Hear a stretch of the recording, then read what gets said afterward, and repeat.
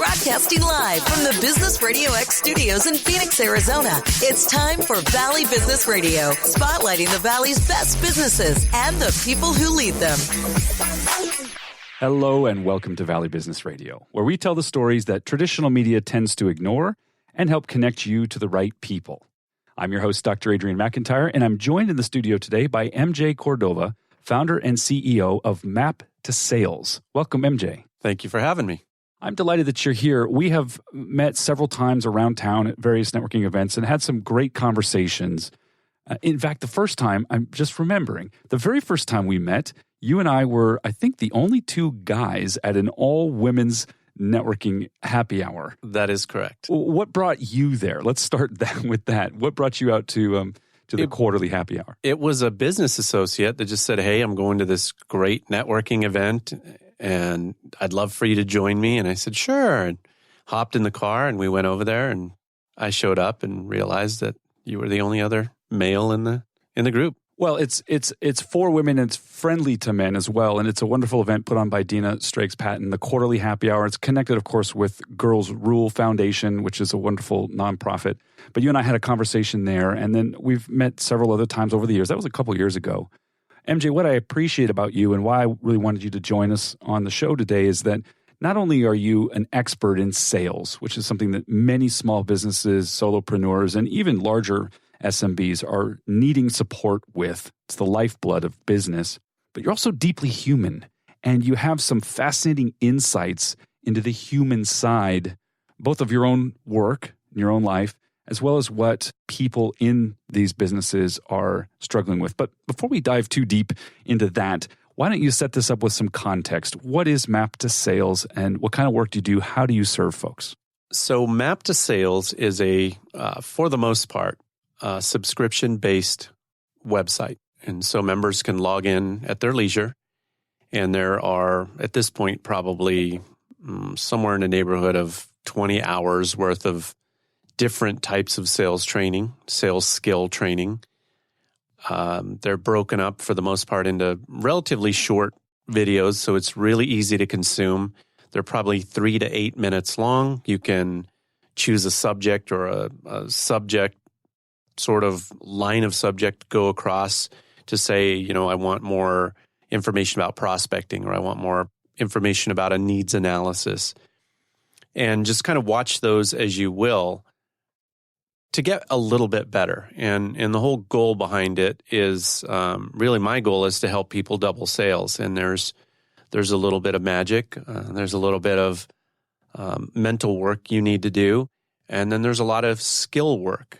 And I think traditionally why I'm so passionate about this is, in many cases, the small businesses I work with are tradespeople.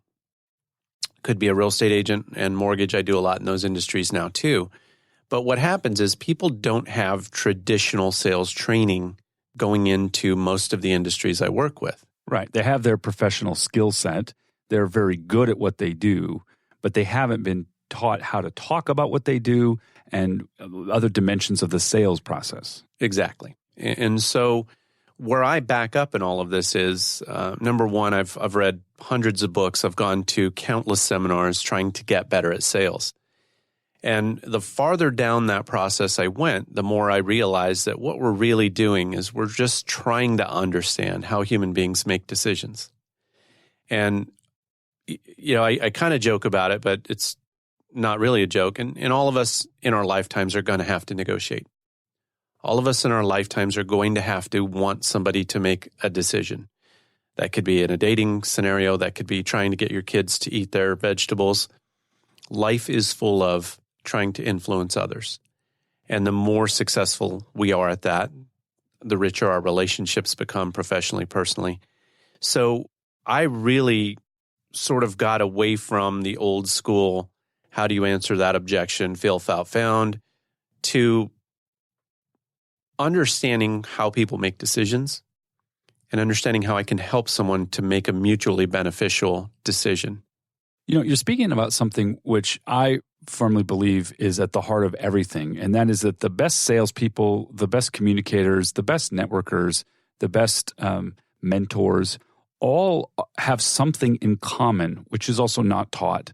in school, and that is emotional intelligence, empathy, the ability to interact with people and understand that in those interactions, there are different points of view and there are different stakes and different wants and needs implicitly. That's always there. I think the worst salespeople that I've encountered are always the ones that are following a script, trying to get some leverage and sort of win in this zero-sum game. The best ones have always found a way to learn more about what I want and see if they can provide it. In other words, coming from service. You must see the good, bad, and the ugly in all of this. What's your assessment of the different places people are on that progression from, butchering a conversation to a really elegant service-based conversation? Well, some of it is affected by industry, and that's why certain industries I choose that I'd rather not work with. Short sales cycle stuff that is just kind of by nature pushy. I truly believe that, number one, if you want to be wealthy, and wealth and success mean something very different to me, because I will sacrifice a certain amount of income to feel good, to understand that what I have is important in somebody's life that can help them.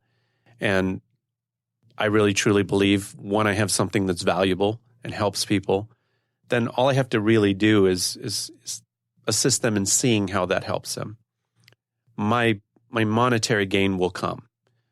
My karma gain will be immediate, because I really would rather turn down a sale than take somebody's money who I really thought didn't need something. And that takes a little bit of professional maturity to get to that point. But that's why so much of my program is mental, and it's more about who are you. One of the things that I think is very, very different about interacting with me in my program is that one of the, as a matter of fact, it's a chapter in my book, which is everyone is not your customer. For most of us, the vast majority of us, if we added anywhere from 60 to a couple of hundred customers a year, would be crushing it. Now, if you're in a low margin item, sure, you need the volume, that you need changes. the scale. But for most of us, 60 to 200 new clients in a year really is all you need to add a huge gain. That's not that hard to do. And the challenge that I have in a lot of cases, people say, well, my market is 6 million people in Phoenix. Well, if you try to please everyone, you're not going to please anyone. And so a lot of it is just really preparing mentally for understanding what your identification is, what your unique value is. And that's a buzzword that gets thrown around all the time. What's your unique value proposition? Well, I deliver expert experience. So do 80% of the other people in your field. Right.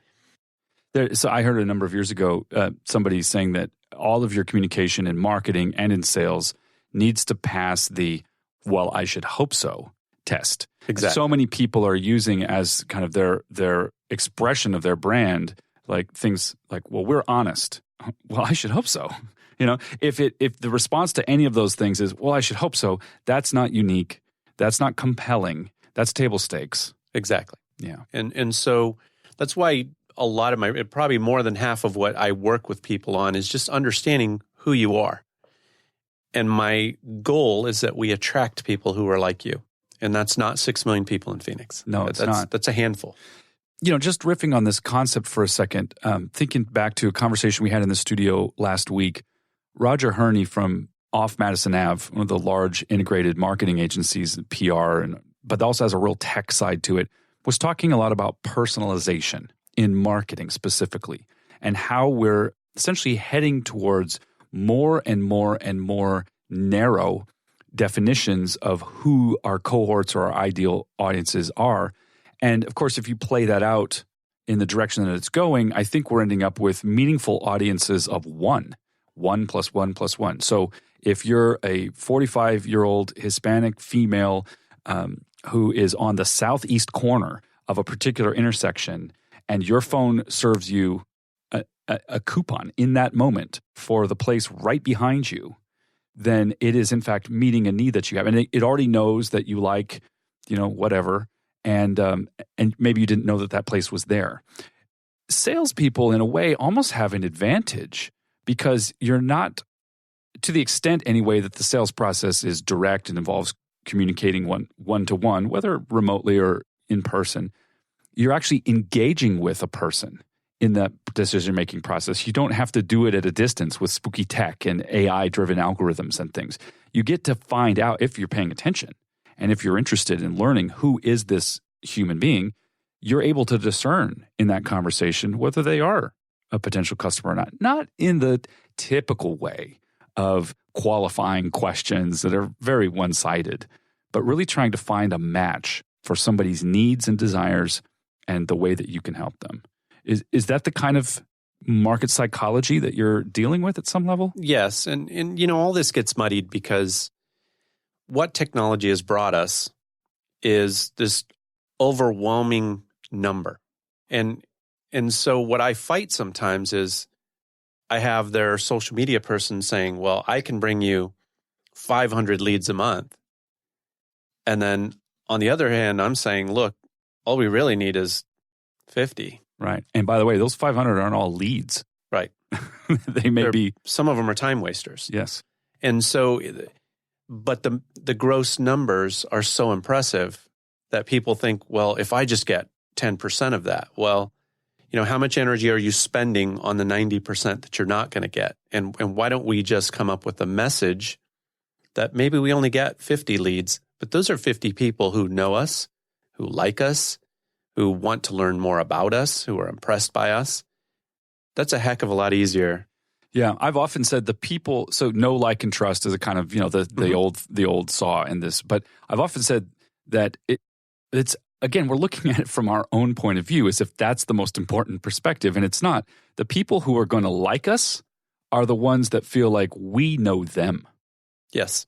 And the people who are going to trust us are the ones that feel like we're putting their needs and desires above our own. So sure, get known. But if you want to get liked and trusted, you've got to have it be very customer-centric, yes, very client-centric. Absolutely. Because that's the only way that those things ever happen. We've all got BS detectors, and we all know when somebody's out for their own self-interest.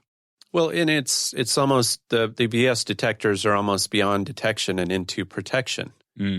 Because we're so overwhelmed with marketing, and we're so overwhelmed with advertising, we're so overwhelmed with outrageous claims that we're building extra walls now. And so that's why I say that the whole key to this is understanding how to attract.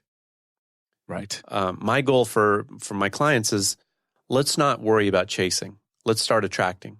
Because I understand that no matter what I do, there's going to be people who love me, and there's going to be people who don't. And I know that the people who love me are going to start to form a demographic, whatever that is, male, female, 58-year-olds, 27-year-olds. So it will come to light. Those people will generally associate with people who are also male or female, 28, love motorcycles, love golf, whatever that demographic is. So what ends up happening is when I focus on being the best I can be and helping that demographic that's attracted to me, they start introducing me to other people who are very much like them. Because most likely a 58-year-old woman who rides horses for a hobby isn't going to associate with a 27-year-old man who rides motorcycles for a hobby. It could happen, but most likely not. Yeah. So horses and motorcycles tend to go different places. Exactly. Right. So when I begin to attract one of those demographics, my natural referral market is going to be similar to what was attracted to me to begin with. I want to come back to this in a few minutes and talk more about specifically how you sell sales improvement, because I think that's always a fascinating conversation, a little bit meta. But before we do that, I'd love you to talk a little bit more about how you got to this point. You've been in sales for decades. You've worked across many different industries. You've got a wealth of experience and insight that comes out of seeing things working well and things not working well at all. And at what point did you realize that this current form of the way you wanted to serve would be the one you wanted to pursue? When did you start building Map to Sales and this online curriculum and then delivering the kinds of in-person work, which I'd love you to specify a little bit more about how that plays out. But what got you to this point? Let's start there. So we'll rewind. We'll rewind a long, long, long time ago. And I'll give you my personal story, which is I grew up in a very poor area of Denver. And I was raised by a single mother. And it's a joke, but it's not a joke because I have lots of jokes, but that aren't jokes, which was there was a saying, don't get anybody pregnant, don't get arrested. When you're 16, 17 years old, you can drop out of school and find a trade and live the American dream. And there's nothing wrong with that. Tradespeople are awesome. But I went to school and I took this marketing class and they helped me get a job, which was not a burger place. So I was happy about that. And it was doing phone sales. And I started to do really well. And so I'm 16, 17 years old, and I'm making probably $8 an hour at a time. Minimum wage is like $3 an hour. Yeah. And I was so impressed by the fact that if I do this good, I get to make more money. And I always thought, I just want to be in sales the rest of my life. So went through college and started getting some entry-level type sales jobs. And what ended up happening was I was pretty good at them because, if you communicate well, you're okay at sales. And at one point, I got a job with a Fortune 500 company who sent me through a formal training process. It was the first time I had been through it. And I thought, wow, I'm just like amazed at all the money I left on the table because I haven't been doing this right. I've just been winging it. Absolutely crushed it at that company. Broke sales records, became a sales manager. My team immediately started crushing it. And they asked me to help develop a training program. And I just mentally, it was so cool. I loved it. So I wrapped my head around that, developed a training program, continued to do well at that company, got recruited away to a smaller company that wanted me to help them turn around and develop and implement a sales program. And they would give me a portion of what they sold the company for. So I did that. And again, I went from, the numbers don't really matter, but it was about $4 million a year in advertising sales with 25 sales reps. And we did about $3.8 million with 12 sales reps. So I did exactly what they wanted me to do, turn them from red to black. Salespeople were happy. They were making more money. And it was sort of proof of concept that, I have something here. Salespeople loved the training. I think one of the things that, and I think Einstein said it, if you really want to master something, you can explain it very simply. And so I think that's one of the advantages of my success has been that it makes sense to people. It's not, wow, this guy, what does he know? This will never work. At that point, I bought a couple of small businesses, grew those, loved it. I bought them to flip them, sold those, and took a position with the company training people how to sell. And there were some restrictions on that. And so I thought to myself, I think it's time that I'm just going to do this my way. I think that if it's affordable and it makes sense to people, they can take advantage of this and they can grow their sales. And if I, impact enough people, then word will get out and I can do something that I love to do, which is help people grow and help them understand there's a better way to do this and also support myself doing it. So that's kind of how we got from some A to Z in a really quick story. But I do love the help portion of it. I mean, I could get a job today, probably make double what I make and have to go back to the corporate end of it and have more rules and stuff. And that sort of help quotient gets diluted once you run things through corporate environments. So mine is really focused on helping individuals and small businesses to just do something a little bit better. You talked in that journey about a number of different positions that people may find themselves in. One is, being on a sales team for a larger organization. One is the sales manager role, which is very different at some level than being the person on the phone or being the outside sales rep going around. And then the sales trainer role, who's coming in at some level to try to develop people and their process.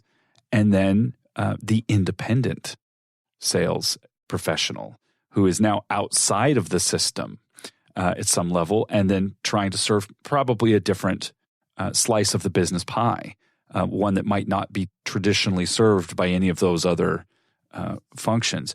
How would you characterize those different categories, the sales rep, the sales boss or sales manager, the sales trainer, and then a kind of combination, the jack of all trades that you are now as an independent sales professional running your own operation and building your own brand in the process of doing that? What's the same and what's different?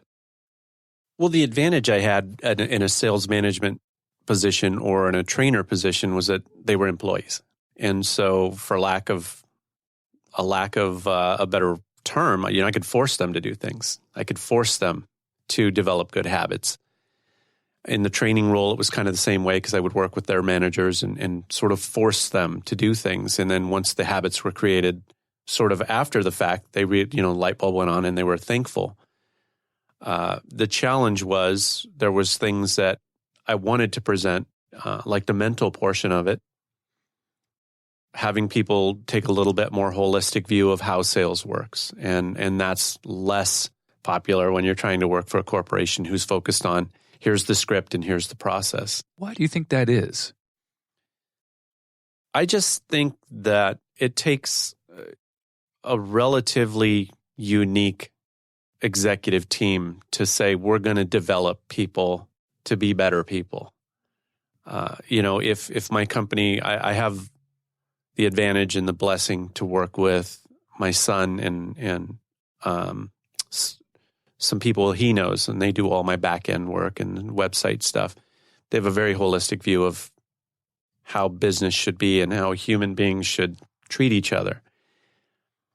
I just think that most corporations are more focused on, hey, what is going to directly cause greater sales? And there's sort of this philosophical debate of, well, hey, the kooky guy MJ wants to have people do declarations every morning. And there's 5 other VPs that go, shouldn't they be making phone calls? Why would we waste time having people work on their brain? And that's just my unique thought. And I just believe there's a concept that is, again, it's in my book, that I start every morning off with, and I have for years, and it's erase, educate, and motivate. So I take about 30 minutes to an hour every single morning, 365 days a year, to erase my whiteboard of life. And what I mean by that is, if you picture a whiteboard on your wall and you start writing stuff on it, mortgage, car payment, put gas, change the oil, buy new tires, take the kids to soccer practice, parent-teacher conference,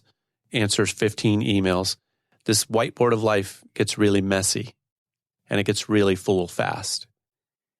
And that's not necessarily the important stuff.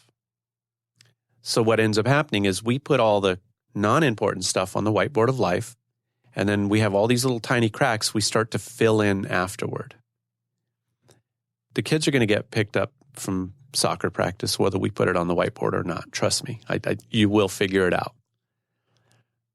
Taking time to get your mind right will not get on the whiteboard unless you intentionally put it there. And so the first thing I do is I do about 15 minutes or so of gratitudes. So that's how I race the whiteboard of life, is I just say, here's everything in my life that's grateful for. And it sounds like a really simple, easy process until you try to do it for 5 minutes. I do it for 15. So I would challenge everyone out there, just after you listen to this, close your eyes for 5 minutes and try and fill 5 minutes with gratitudes and understand how difficult that is until you really start reaching about, I'm glad for the sunshine, I'm glad for the rain, I'm glad for...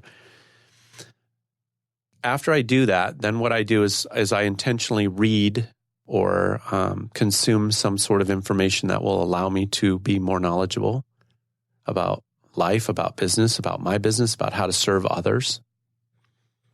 And then I do something that's motivational. So for me, that's declarations. Again, I'll do declarations for 5 to 10 minutes, which sounds really simple until you go, I am successful, I am healthy.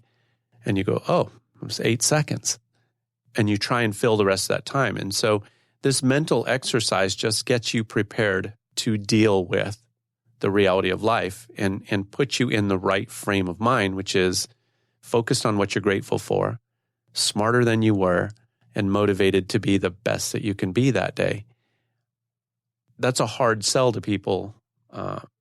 Even now I get pushback in the first couple of weeks of my program because people are like, well, this is stupid. I don't want to stand in the mirror and say that I'm successful. And I have to say, just trust the process, because in 20 days, you're going to feel differently. Yeah. I'm reminded of, childhood watching the very first Karate Kid movie with the wax on, wax off, where, this is stupid. I want to learn karate. I want to learn how to defend myself against these bullies. At the point when Mr. Miyagi finally says, okay, look, do the things I've been telling you to practice, paint the fence, sand the floor, wax on, wax off. And he realizes he's been learning basic moves that translate into the other things.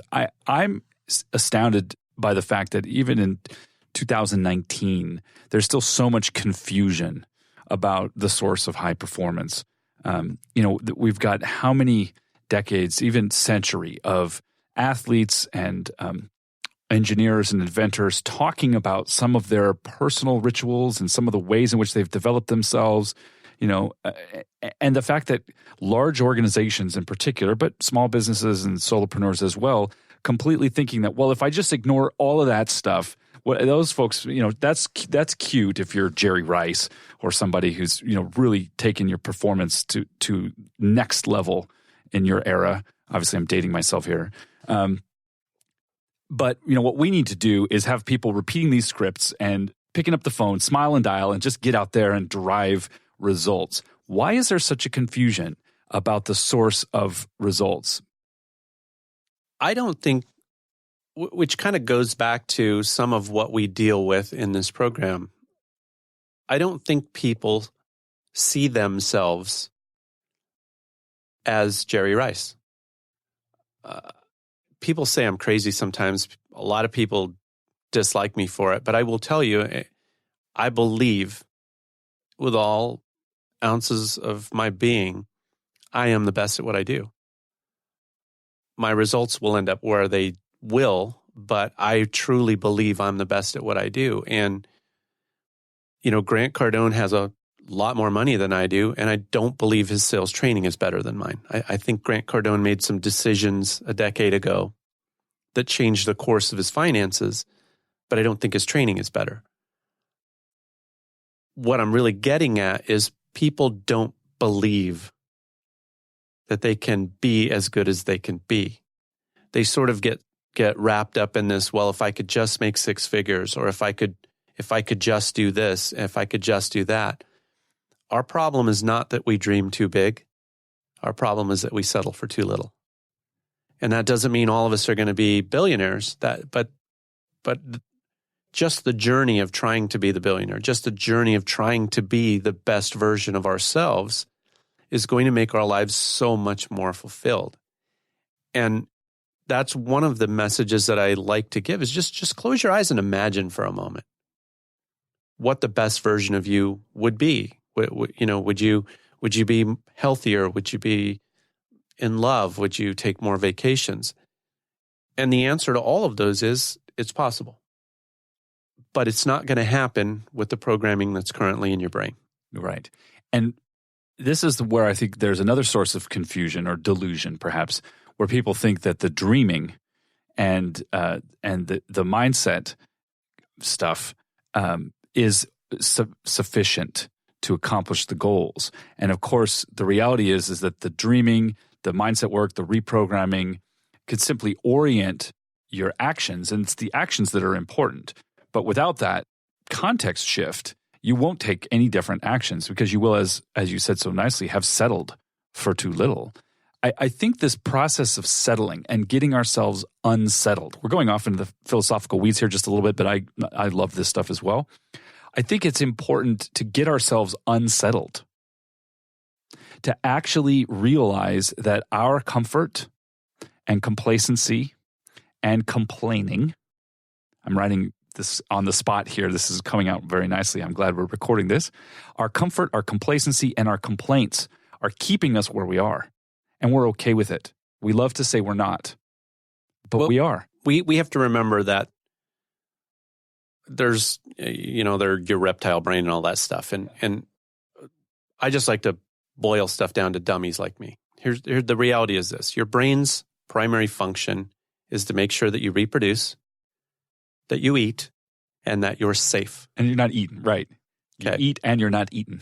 So part of being safe is your brain wanting to keep you in a place that is predictable.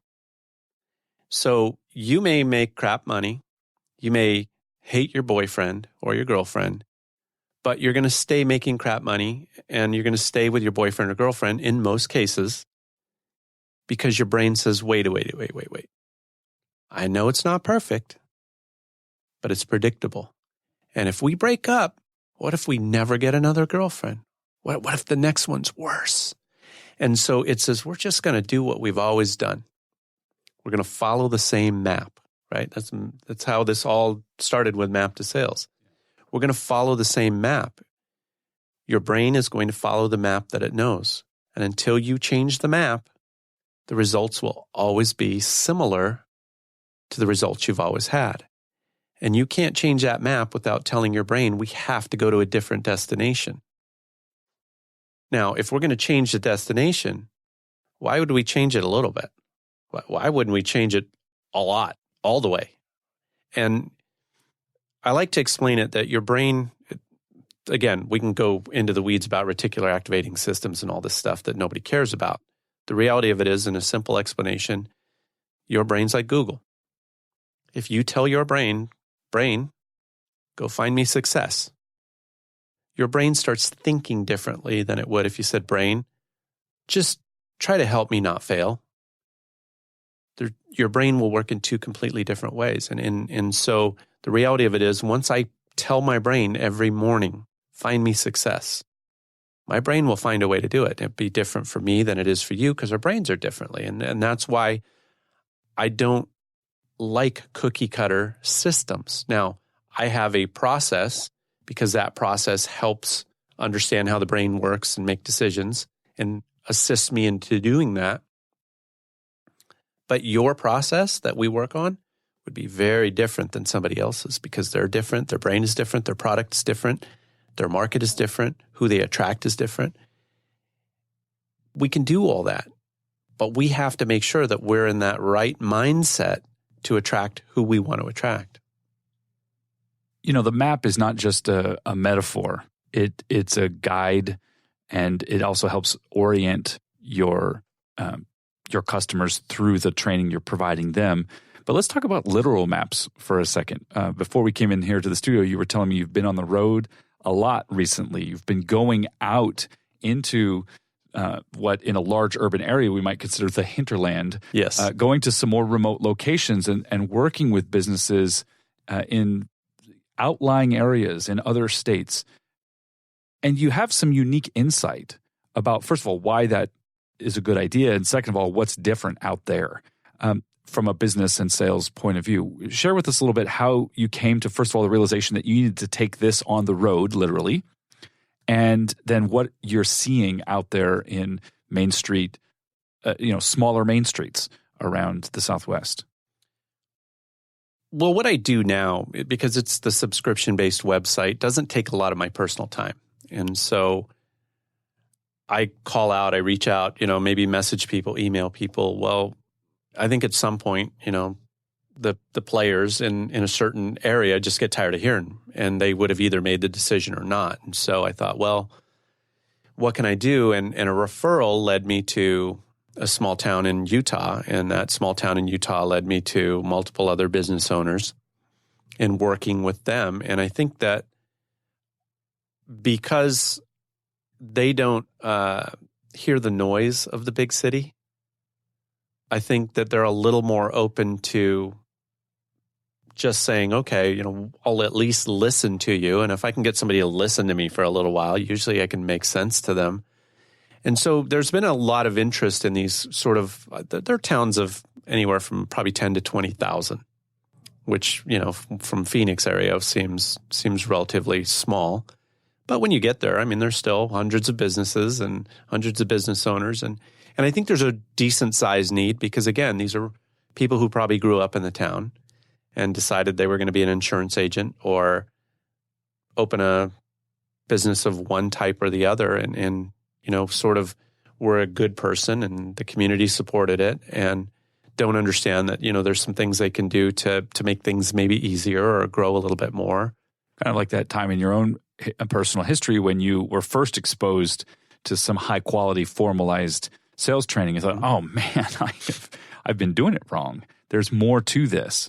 I've had some success based on charisma and communication skills, but with some better concepts and some better practices, I could take this to the next level. Is that what you're finding there? And I think part of it, even in Phoenix, it's just culture sort of dictates humility sometimes. And I think when you're in a bigger city and maybe you're not as down home and humble as some of these smaller towns, but one of the distinctions that I make is most companies, and let's talk about the insurance industry because I was in that industry and with a couple different companies. They teach you how to sell their product. Here's how to sell our product. They don't teach you how people buy things. There's a huge distinction because what ends up happening is and I don't think it's intentional, but or made in malice, but it's a relatively manipulative process, as opposed to just understanding how Adrian buys something and helping you to make that decision if what I have to offer is going to help you and fulfill some sort of need or make your life better and somehow or protect you or whatever that service or product is. And I think once that flips and you understand how people buy things, the world's your oyster at that point. I mean, you really can influence just about any decision you need to, provided that, it really is helping that person. You also probably get a greater insight into and clarity into who you really do need to be talking to. Once you realize that people buy differently and that some people, even if they need what you sell, are never going to buy it, you can be okay with that and still come from a place of service and compassion and understanding and also quickly identify them and move on. It's just shifting from how to sell this thing to how somebody buys this thing is not just a small shift. It's really quite significant in terms of it's huge. It changes the entire game. It's not the same sport. Exactly. And one of the reasons I did extremely well selling life insurance and actually liked it was because of that shift. And you would talk to insurance people and they, sell like, I hate selling life insurance. I hate selling life insurance. And that industry is a great sort of microcosm of what I talk about because there's people who make insane money selling life insurance, but their focus really isn't how to sell the life insurance, which, you can scare people into doing. What happens if you die and your wife's going to be at home alone, she's going to lose the house. And instead of sitting down with a family and saying, here's the reality of the situation. And my concern is if something did happen that you're not prepared. And let's just talk about different ways to be prepared. Because at that point, I care about the family. As opposed to, hey, let's just, let's offload some life insurance because the commissions are great. The people who sell a ton of life insurance make an insane amount of money, but they get that concept that I'm not here to sell life insurance. I'm here to help you understand the financial situation you're in and what we can do to protect it. Can you teach people to care? I think so. If you sort of start back at that process of, number one, am I right mentally? Am I whole mentally? Am I prepared to do this? One of the biggest challenges I have is the financial pressure that people have. And so they get into sales and maybe it's a commission-based sales product. They've got to feed their family. So now there's this balance of almost a desperation versus the patience and versus the true caring nature of, if I go about this the right way, if I care and I help people, someday that's going to turn into a great living. Well, that's a challenge when the mortgage is due tomorrow. Totally. I mean, I've said for years, not only based on my own experience, but also, interacting with many other people, there's such a toxic, suppressive quality to money stress. It's the number one reason why marriages end. It's the number one reason why people, I think, engage in poor behavior. It's driven by and motivated by something that's kind of screwy in the way they're thinking about money and what money provides, whether from desperation or from the abuse of power and wealth. It's truly one of the most, if you want to talk about biology, right? If we've got a brain wired to survive in an environment of, scarce resources, there is nothing that will get a human being triggered, hooked, confused, scared, like money pressure. And then in the very moment in time when you should be taking right actions to correct that situation is when it's the hardest to do that. Because, for myself, the suppression of creativity and everything, I need to think my way out of a situation and I just can't because of how much stress comes from that financial pressure. It's real. This is a no joke thing.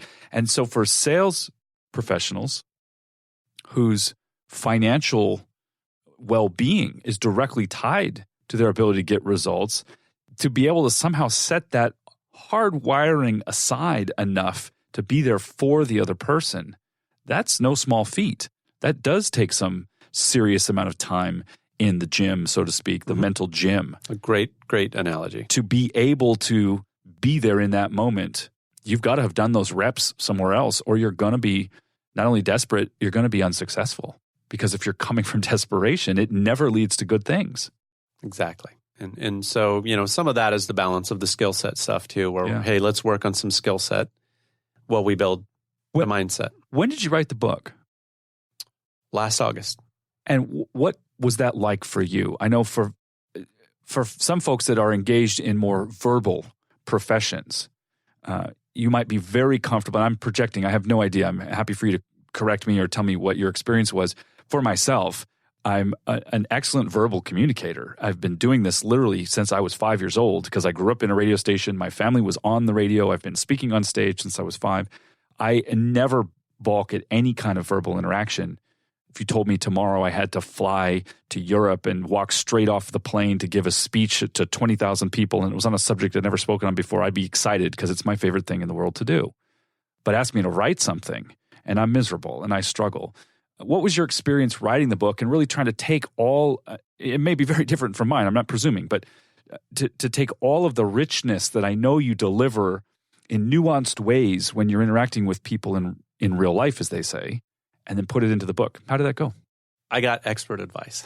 So I had started writing a book, which is really more of a journal than a book, but it had a lot of concepts, and I thought, I can manipulate this into a book.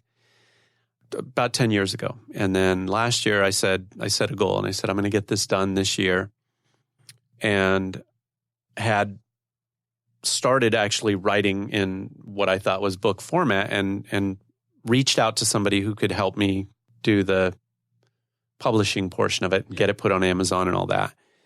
And he said, we had a long talk and he said, look, if I needed to sell something, I would trust you.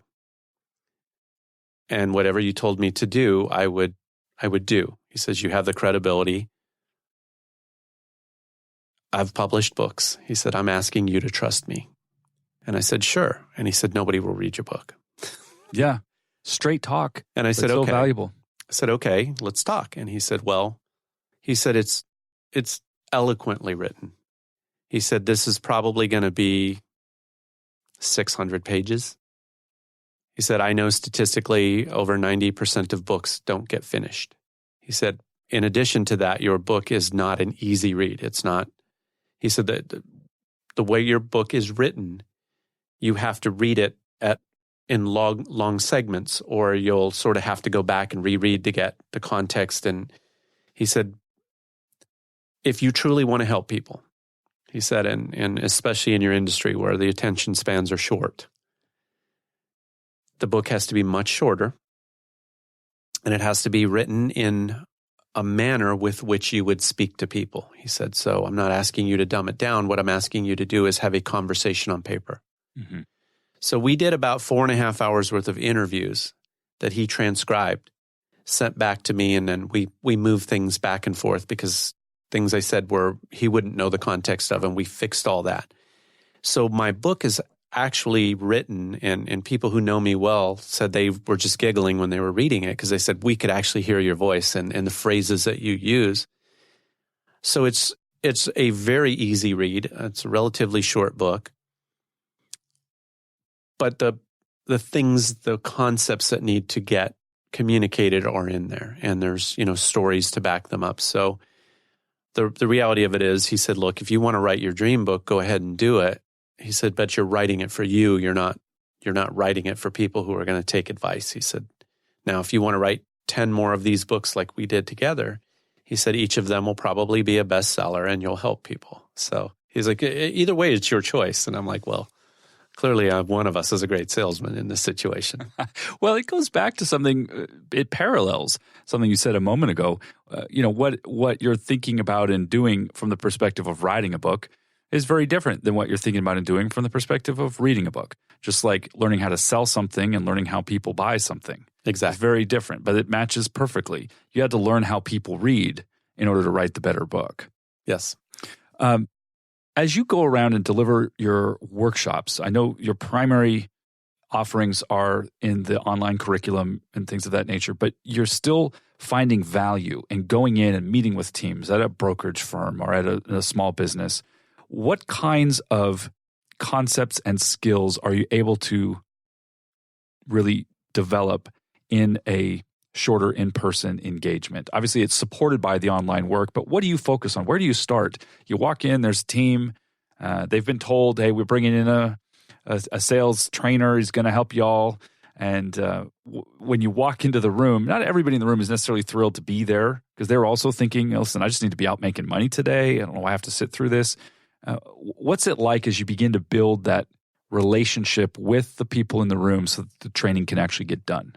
It's honestly a big portion of a sales pitch on my part. I have to get them to buy into the concept that they need to change the way they think.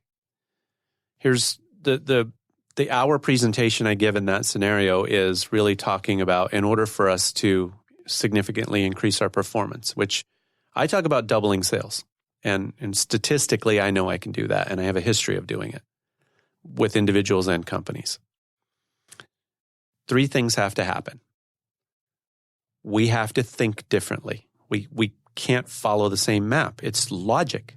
If you do what you did last year, you're going to get what you got last year. We have to create different habits. Okay? Doesn't matter what industry I'm in. If somebody is doing exponentially more than me, they have different habits. I don't care what the industry is. I don't care if you're a computer programmer, if you're in sales, if you're a small business owner that owns a heating and air conditioning company.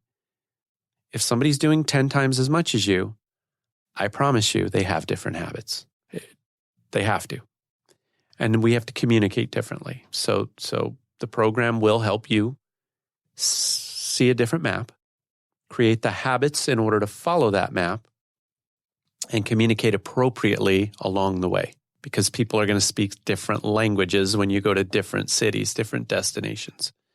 And so that's what that meeting looks like. You just summarized very eloquently decades of research on deliberate practice and other ways of improving human performance. And it really does boil down to exactly what you said. The highest performers in your field have different habits, and they probably have had them for a long time.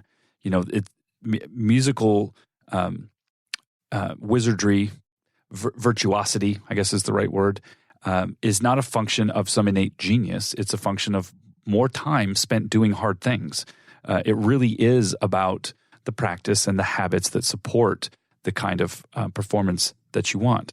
Now, this is only one thing that a small business needs. It's obviously an important thing, but when you are interacting with an owner or with their team, are you also becoming aware of other areas of their operations, their marketing, the way they're communicating with the world that are lacking? Do you support or make referrals? How do you help them? So sales happens in a context, and part of that context is marketing. It's not the only context, but that's a big part of it. How do you assess, or do you, in fact, make recommendations about what to do in marketing and social media and things of that nature? There are times. And what I would tell you is, and I'll go back to, I'll digress a little bit, but I think it's applicable. Sports analogies are awesome, but hopefully everybody follows. Everybody should know who Michael Jordan is. And so when we talk about the habits, Michael Jordan, arguably great talent. There's no doubt about that. But there were people who were faster. There were people who could jump higher. There were people who were taller. Michael Jordan had a great talent. Aside from that talent, he had insane habits with regard to practice, with regard to studying film. And there's a story I love to tell about him, which was, when he was a little bit farther on in his career, he had already won championships. There was some rookies that came into practice. And young, in theory, they should have been able to run faster and play longer because they're younger. He was in his 30s. And he was playing them one-on-one. And he would beat one, and the next one would come on, and he'd beat that one, and the next one would come on, he'd beat that one. To the point where they're dripping with sweat, their hands are on their knees, and the three of them who got to take a 2-game break in between were exhausted. And he was yelling at them that they were never going to make it because they couldn't continue to play him that night. So that kind of speaks to his habits. And aside from that, Michael Jordan and Tiger Woods and Barry Bonds, all who were at one time the greatest players on the earth, game-changing, culture-changing players, all had coaches. And so where this comes back to what you were talking about is I may not have the answer for delivery, or I may not have the answer for customer service. What I would tell them is you need to find the answer in that area. I've worked for major companies and had profitability responsibility for companies that had distribution, that had delivery, that had inventory. So I'm familiar with all of that stuff. A long time ago, I was in charge of a quality control program for a company that I worked for and learned a very in-depth process training that's used worldwide. It's used by the Japanese, which is why they kill us in the quality of their cars. And so my brain is very process-focused. So in running big companies and doing that, and then also running my own small businesses, I'm very aware of processes, and I can identify gaps in that. Some gaps I can help with. Others I would tell them to find specific coaching on. But I think that coaching and resourcing is sometimes I think people see it as a sign of weakness that, hey, I own this business and I don't know about marketing. Hey, I own this business, I don't know about sales. Hey, I own this business and I don't know about fulfillment. And instead of humbling themselves and saying, why don't I get somebody who knows this? They almost figure, well, I'll just get better at something else. I'll compensate by doing more of this or less of that or cutting costs in this other way, instead of saying, again, in my mind, every business has a soul. Every business has an identity. And one of the things that I work with people on is writing mission statements for themselves. Even if you work for a company, I always made my individual sales reps write a mission statement, a personal mission statement. And as a team, we always developed a team mission statement because I think that soul and that identity is very important in sort of understanding that your business has to be healthy, right? You wouldn't play a sport with one arm. So you wouldn't say, well, I'll just get better with my right arm. You'd say, okay, how do I make my left arm strong enough to do this?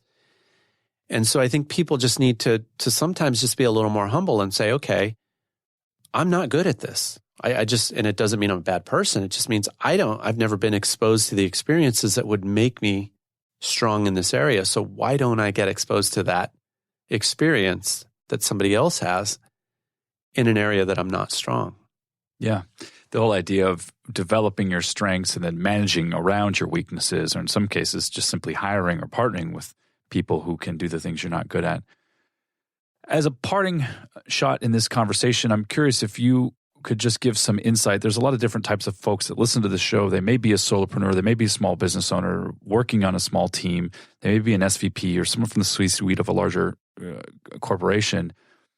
When it comes to your experience and sales improvement, really getting under the hood, I think we've gotten a really good sense of your uniqueness and really placing mindset and habits and personal development at the center of the process. What's the biggest mistake that you see people making, and what should they be doing to fix it? What's a takeaway kind of bit of guidance you can provide that at least gets them pointed in the right direction? I think it's about process. And in one of the talks I'll always have, whether it's with an individual or a large corporation, I love to have the talk, is about the process. Now, that process will include, how do we make you whole? How do we make your salespeople whole so that this isn't a manipulation, but a true win-win? And so I love talking process because that process involves, how do we get people prepared mentally? That process involves, how do we understand how people buy our product? And what's the correct path to take them through that makes it easiest for them to make that decision? What are the words we use? Because I'm a big fan of scripts, not to manipulate, but to keep that conversation going in the manner that helps you make the decision, that's most comfortable for you to communicate. That's why I like scripts, is because it's really about, how do I make you comfortable? How do I communicate in a language that's comfortable for you to make this decision? And that's why I think scripts are valuable. So I love having that conversation that's the start to finish of, how do we be the best version of us, create the habits we need, and communicate in the manner that our customers are going to feel comfortable making this decision.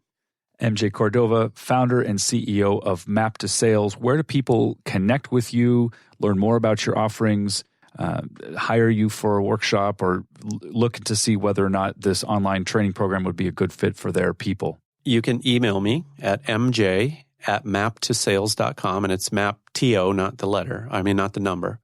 Maptosales.com. You're welcome to call me at 480-436-1820. And we can have a quick talk about it, or you can go to the website, which is www.maptosales.com. Well, I just really appreciate the work you're doing, bringing the humanity and the heart and the head to the process, really trying to make people better humans so that they can be better business owners and better salespeople. And I enjoyed this conversation. Thank you very much for joining us here in the studio today. Thank you. For all of us here at Business Radio X, this is Dr. Adrian McIntyre, and we'll see you next time on Valley Business Radio.